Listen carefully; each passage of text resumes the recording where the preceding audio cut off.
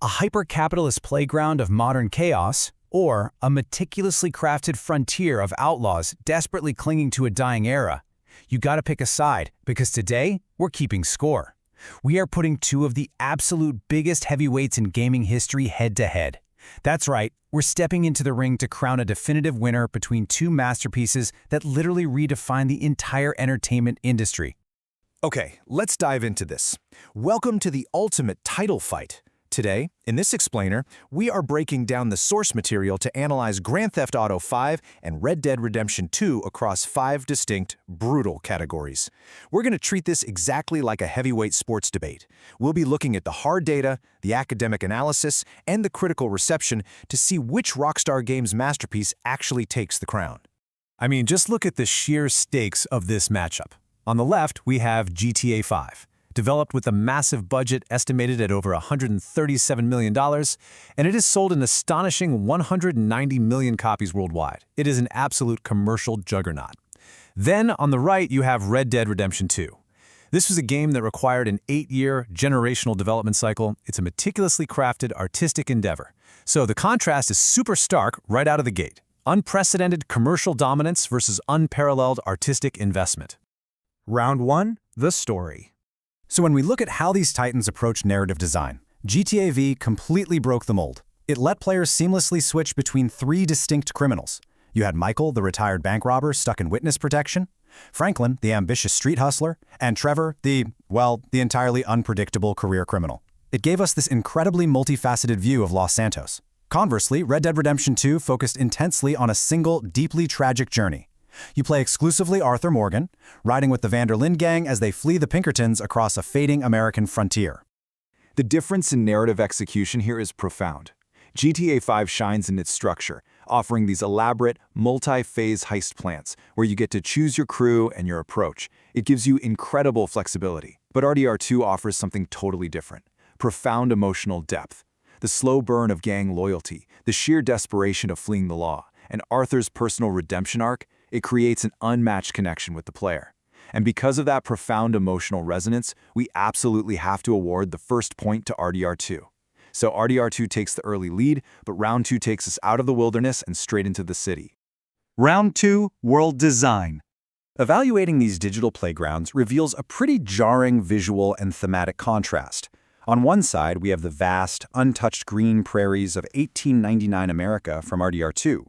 On the other, we see the saturated, hyper-consumer-driven chaos of modern Los Santos in GTA 5, which is perfectly encapsulated by its massive, customizable weapon wheel. I mean, it's literally a menu of destruction.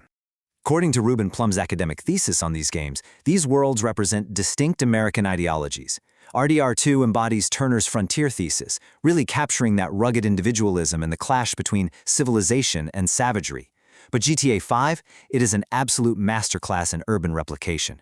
Drawing heavily on Jane Jacobs' theories of urban planning, GTA 5 flawlessly replicates the social spaces, the architecture, and the hyper-consumerism of a living, breathing American metropolis. Because GTA 5 manages to satirize and simulate a modern city so perfectly, it definitely earns the point here. Boom! That evens our score at 1-1.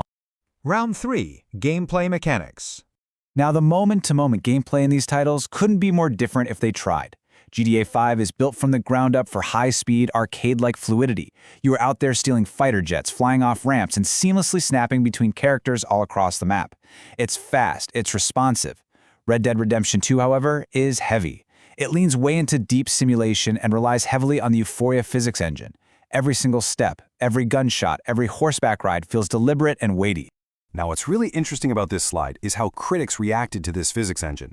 IGN noted that in RDR2, when a character is shot off a horse, it is real gameplay, and it happens differently every single time based on the physics involved. It is both gross and spectacular. While GTA 5 had to kind of tone down its physics to accommodate a massive city and insanely fast cars on older hardware, RDR2 perfected that Euphoria engine, creating hyper-realistic, dynamic reactions to every single bullet.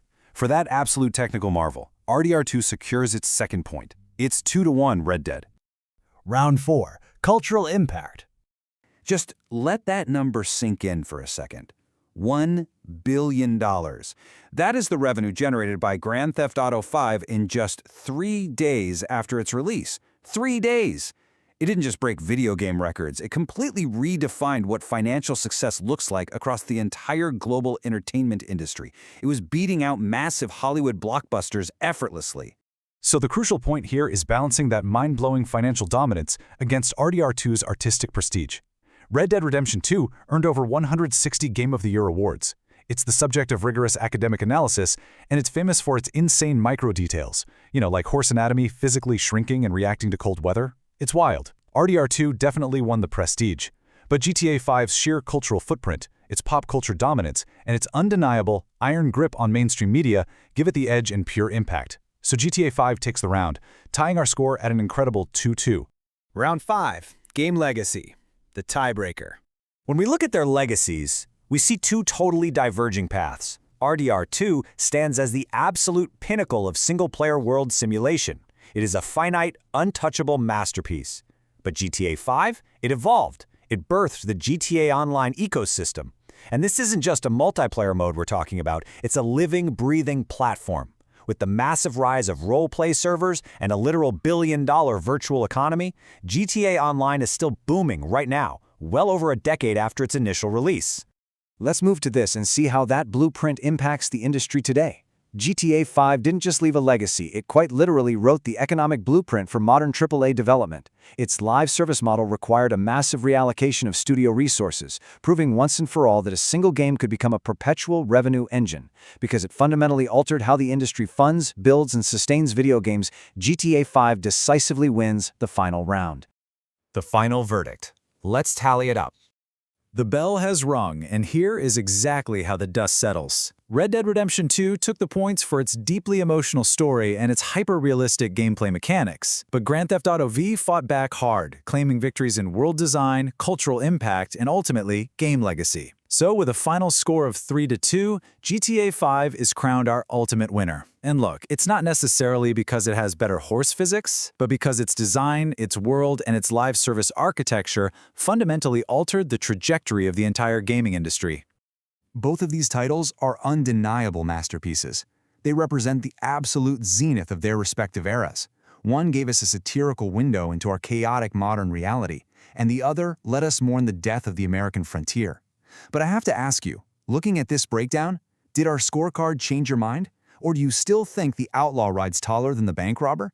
Analyze the slides, look at the evidence, and let that question sit with you until our next explainer.